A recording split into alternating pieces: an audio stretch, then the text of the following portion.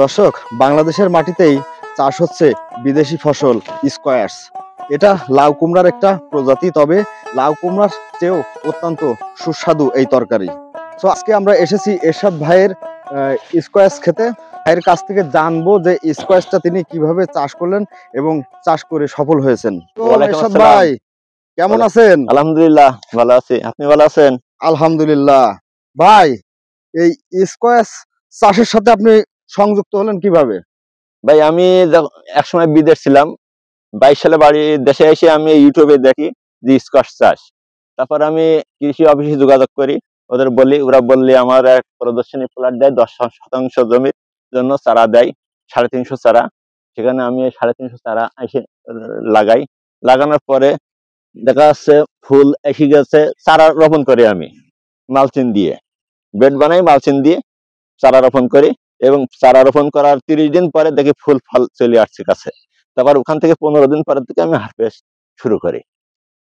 আচ্ছা, তাহলে আপনি এখানে এই মালচিং পদ্ধতি বা কি কি কীটনাশক সার ব্যবহার করেছেন?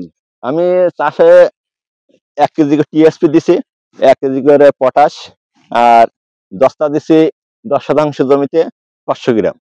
কতটা চাষ দিয়েছেন? এটা চাষ বেশি চাষ লাগে না, ওই 4 খান চাষ দিছিলাম আমি। দেওয়ার পরে বেড বানাই মালচিং দিয়ে, সার দিয়ে, তারপরে আমি লাগাইছি। কিন্তু গাছ লাগানোর কতদিন পরে আপনি এখান থেকে ফল হারভেস্ট করতে পারছেন? 45 থেকে 50 দিনের ভিতর। 45 থেকে 50 দিনের ভিতরে। তো এখানে আপনার কত শতাংশ জমি আছে? 10% জমি। এই 10% জমিতে আপনি এখানে কতটি গাছ রোপণ করেছেন? এখানে 350 গাছ রোপণ করছি আমি। 350 গাছ রোপণ করেছেন। কতটুকু ডিসটেন্স রাখছেন? এটা আমি 36 বাই 36 রাখছি। 36 বাই 36 ইঞ্চি ডিসটেন্সে আপনি প্রতিটি গাছ স্থাপন করেছেন।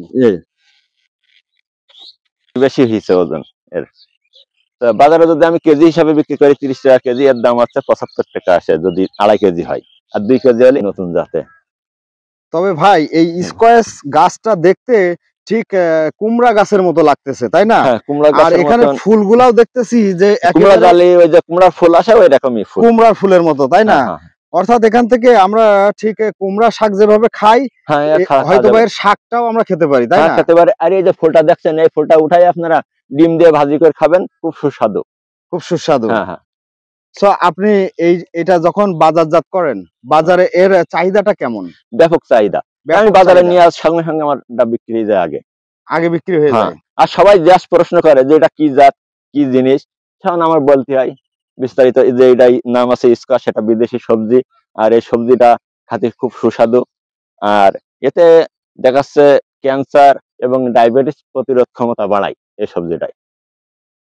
তো আগামীতে কি আপনি আর এই স্কোয়াশ চাষ করবেন? হ্যাঁ, আলহামদুলিল্লাহ, আগামীতে আমি 1 বিঘা জমি করব চাষ। মানে এইবার কম করেছেন কেন? করেছি প্রথম টাইম তো, যে বুঝি কি না বুঝি, তো এবার আমি ভালোই দেখলাম, আলহামদুলিল্লাহ খুব ভালো সাকসেসফুল হয়েছে, এবং আগামীতে হয়তো আরো বেশি হতে পারবো ইনশাল্লাহ, আশা করি আমি। শতক জমি থেকে কতটুকু লাভবান হওয়ার আশা করছেন? আমি খরচ খরচা বাদ দিয়ে 25 থেকে 30 হাজার টাকা লাভ আশা করছি আমি। 25 থেকে 30 হাজার টাকা লাভ করতে পারবেন? মাশাআল্লাহ।